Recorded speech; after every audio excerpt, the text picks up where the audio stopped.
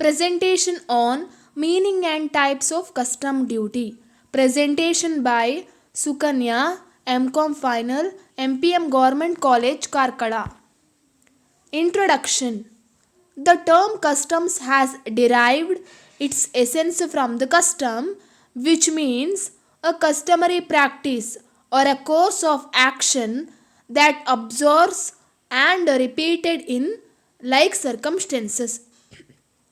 The word customary is derived from customs, which indicates that it is a very old tax. Taxes on goods were levied on various goods right from the Veda period. Custom duty, as we understand today, has its origin in British period.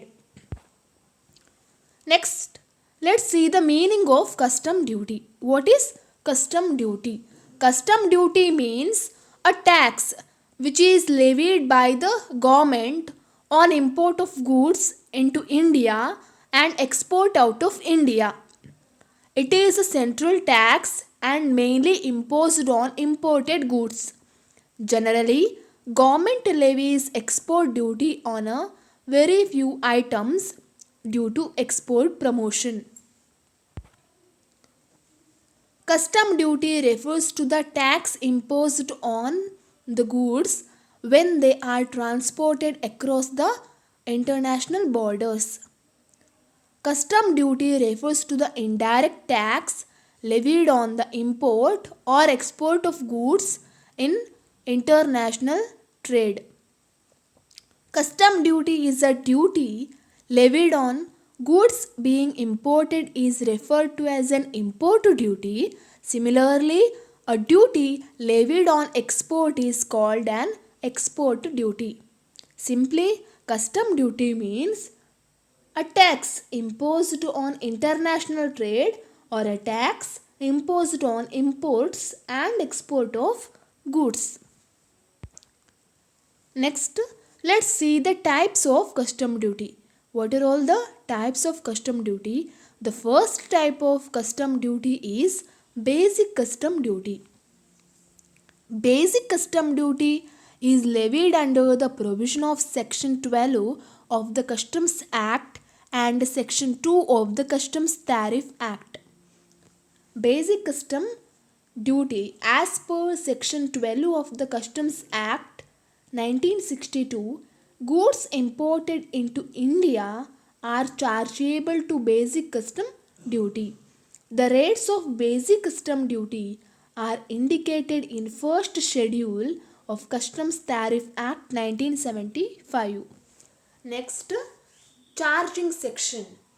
The basic custom duty shall be levied at such rates, first one, as may be prescribed or specified under the Customs Tariff Act 1975.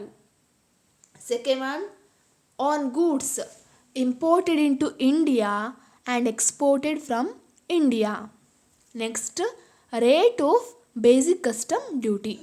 The rates at which duties of customs shall be levied under the Customs Act 1962 are specified in the first and second schedule. Next, standard rate of duty. Generally, the rate of duty specified in column 4 is applicable. Integrated tax is levied on any article imported into India. Next, the Customs Tariff Act 1975. There comes two schedule, first schedule and second schedule. Under first schedule, enlists the goods liable to import duty. It means tax imposed on import. Second schedule, enlists the goods liable to export duty. It means tax imposed on export. Next, preferential rate of duty. If the goods are imported from the areas which is notified by the central government to be preferential areas, then the preferential rate of duty will be respect of import from certain preferential areas. Next, see Let's see the conditions to be fulfilled for preferential rate of duty. What are all the conditions? First one, at the time of importation, he should make a specific claim for the preferential rate. Second one, he should have claimed that the goods are produced or manufactured in such preferential areas. Third one, the area should be notified under the Customs Tariff Act to be a preferential area. Fourth one, the origin of the goods shall be determined in accordance with the rules made under the Customs Tariff Act.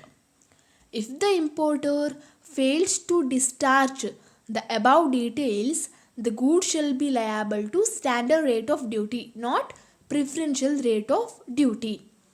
The second type of custom duty is integrated tax, integrated goods and service tax. Integrated goods and service tax under section 3 subsection 7 of the Customs Tariff Act 1975. Integrated goods and service tax means it is a component under GST law which is levied on goods being imported into India from other country. It has been subsumed various customs duties including countervailing duty and special additional duty of customs. Integrated goods and service tax, it is a tax equal to IGST as leviable under section 5 of IGST Act on a like article on its supply in India. And integrated goods and service tax leviable on sum of total assessable value of imported goods, customs duties and applicable social welfare surcharge. It means integrated goods and service tax is leviable on sum total of assessable value after adding basic custom duty, education cess or secondary and higher education cess and social welfare surcharge to assessable value. The rate of integrated tax and goods and service tax is not exceeding 40%, that is given in questions. The third type of goods and service tax, the third type of custom duty is goods and service tax compensation cess.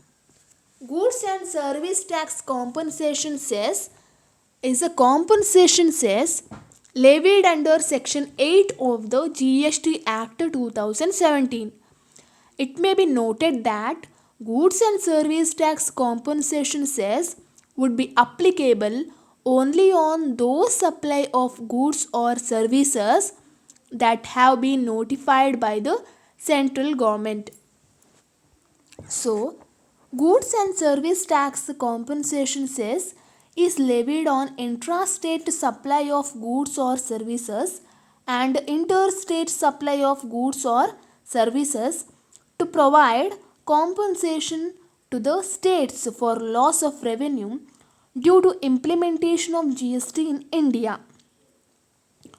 Compensation cess will be charged on luxury product like high-end cars and demerit commodities like pan masala, tobacco and aerated drinks for the period of 5 years in order to compensate state for loss of revenue. State for loss of revenue means here state government collect state goods and service tax, central government will collect the central goods and service tax, and the revenue out of IGST is shared by state and central government as per the rates fixed by the authority. The IGST would be levied and collected by the center on interstate supply of goods and services. So, the government levy compensation cess to compensate state for loss of revenue. Next, the fourth type of custom duty is protective duty. Protective duty is a duty imposed on imported goods for the protection of the interest of any industry established in India on the recommendation of Tariff Commission. The ultimate purpose is to protect the domestic industries of the country. Here, the central government can levy protective duties when the products which are manufactured in foreign countries have more demand in India, as there is no demand for our own product. The Indian manufacturers will suffer from loss. So, to give protection to Indian manufacturers or producers, the government imposes protective duty. So, by charging extra percentage of protection duty, the government can generate revenue along with giving protection to Indian manufacturers or producers. Type, types of duties. First one, revenue duties. Revenue duties are those which are levied for the purpose of raising customs revenue to the government. Second one, protective duties. Protective duties are intended to give protection to indigenous industries, means giving protection to domestic industries. If resort to protective duties is not made, there could be a glut of cheap imported articles in the market, making the indigenous goods unattractive. Let's see the factors to be considered while giving protection through protective duties. First one, the protective duties should not be very stiff so as to discourage imports. It means the protective duties should not be very strict so as to discourage import, because we have to maintain a good relationship between countries to make import and export in future. Second one, it should be sufficiently attractive to encourage import to bridge the gap between demand and supply of those articles in the market.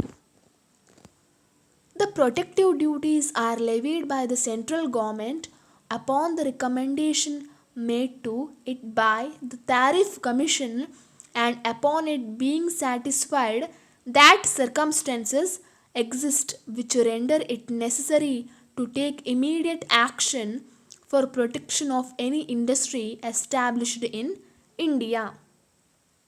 The fifth type of custom duty is safeguard duty. Safeguard duty means if a central government, after conducting an inquiry, is satisfied that any article imported into India in such increased or excessive quantity that it will cause serious injury to domestic industry, then the government can levy a duty called safeguard duty. Central government can impose safeguard duty under section 8B of Customs Tariff Act 1975 if it is satisfied the following conditions. Let's see what are all the conditions. First one, any article is imported into India in increased quantities. Second one, such increased importation is causing or threatening to cause serious injury to domestic industry.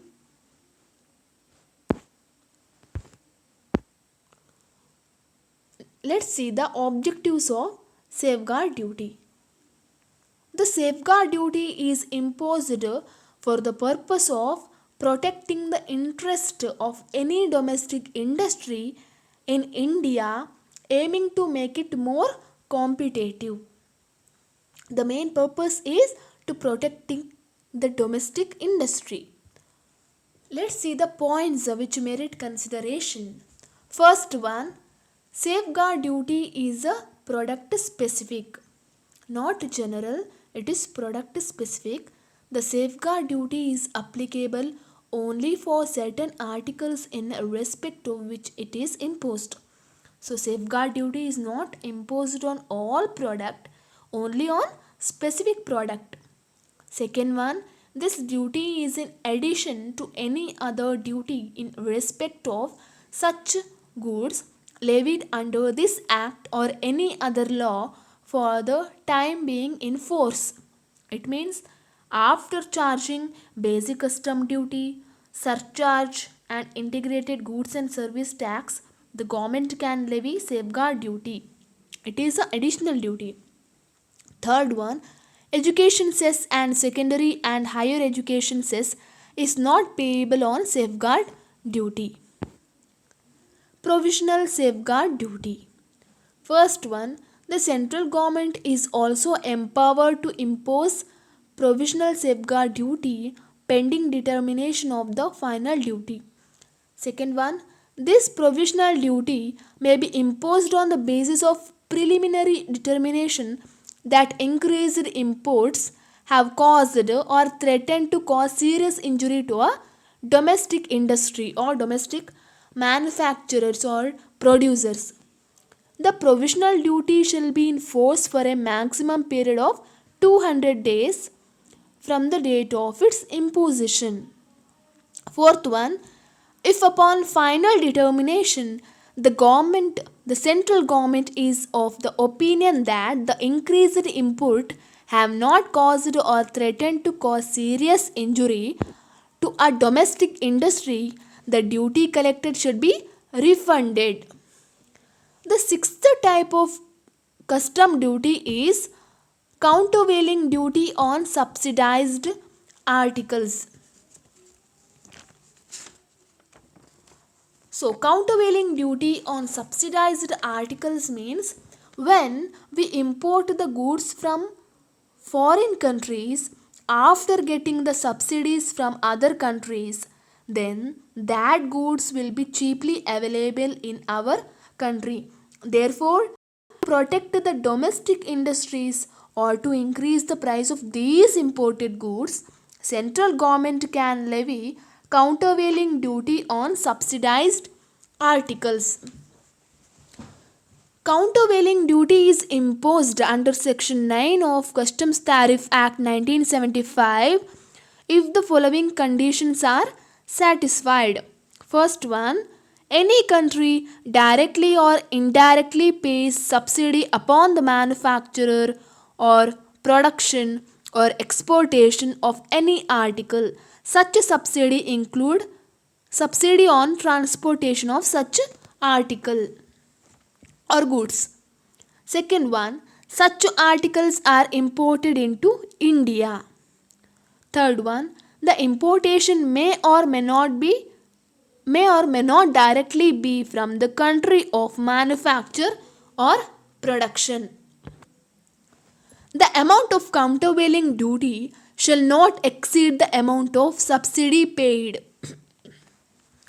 Next, points which merit consideration. First one, this duty is in addition to any other duty chargeable under this act or any other law for the time being in force. It means after charging basic custom duty, surcharge, IGST, the government can levy countervailing duty.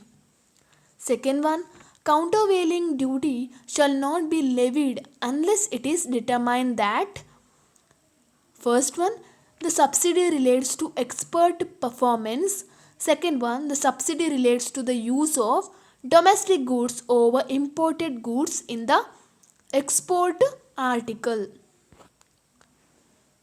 Duration of countervailing duty on subsidized articles.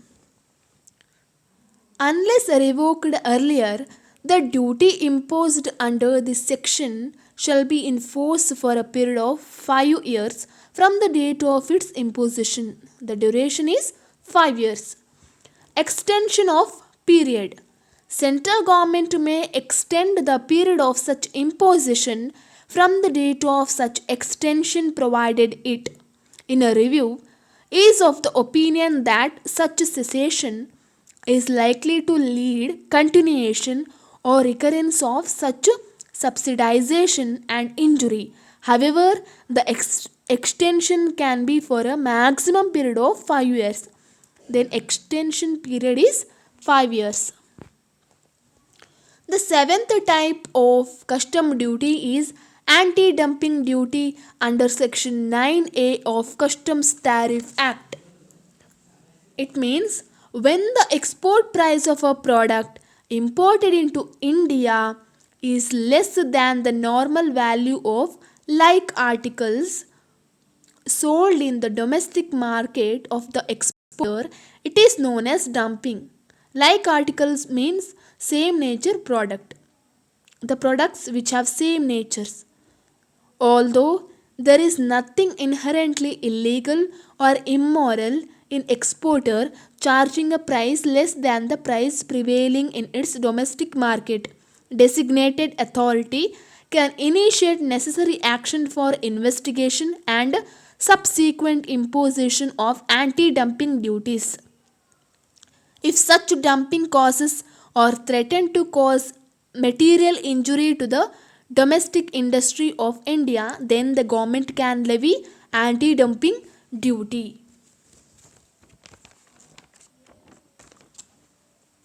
Anti dumping duty means it is imposed on import of a particular country when any articles are exported from a foreign country at a less price than its normal price. Then the central government can levy anti dumping duty.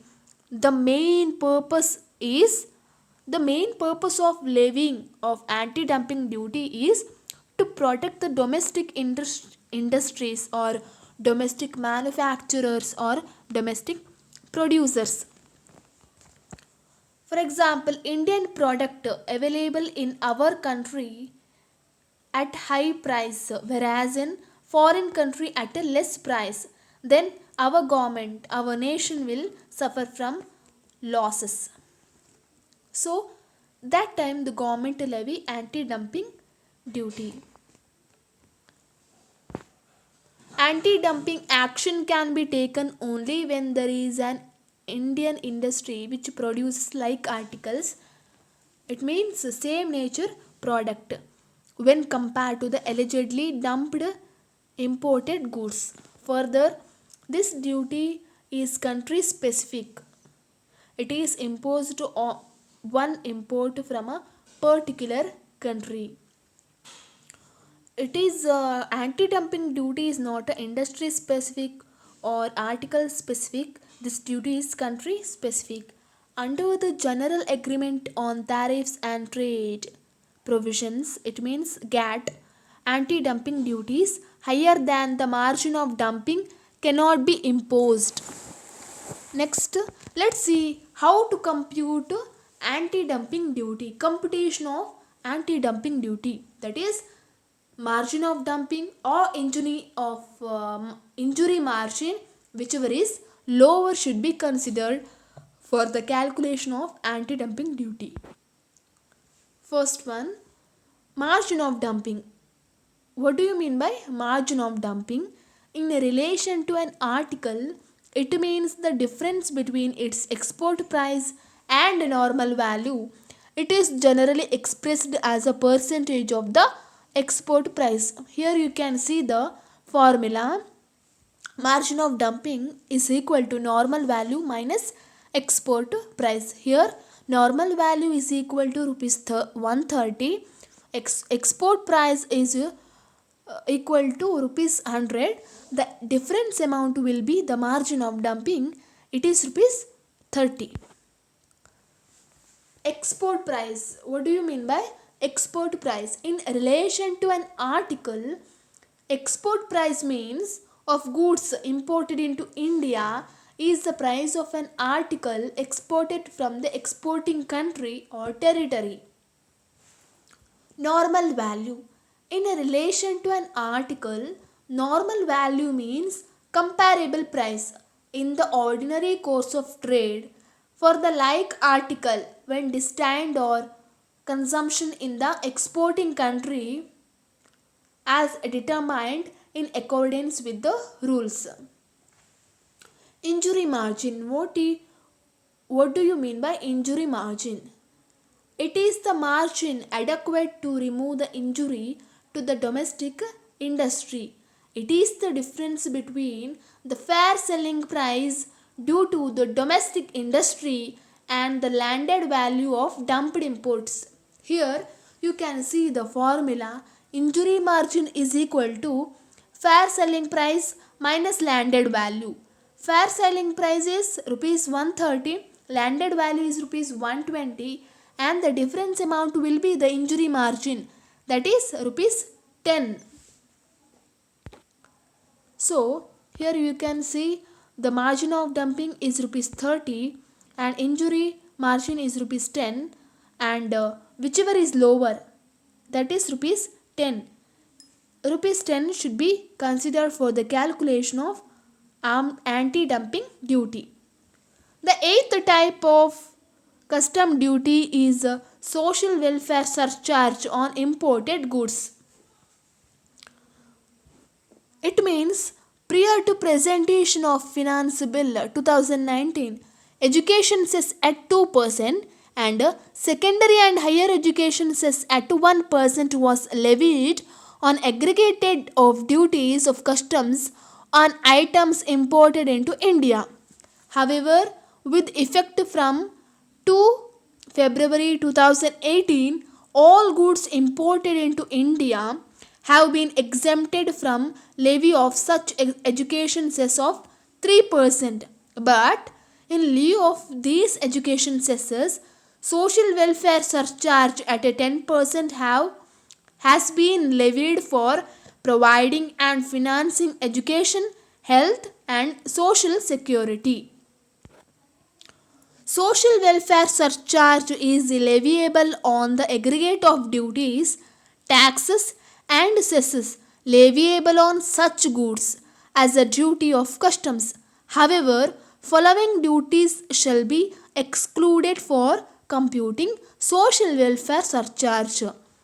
First one, safeguard duty under section 8B of the Customs Tariff Act 1975, countervailing duty under section 9 of the Customs Tariff Act 1975, anti-dumping duty under section 9A of the Customs Tariff Act 1975, social welfare surcharge itself on imported goods. These four duties shall be excluded for computing social welfare surcharge. Thank you.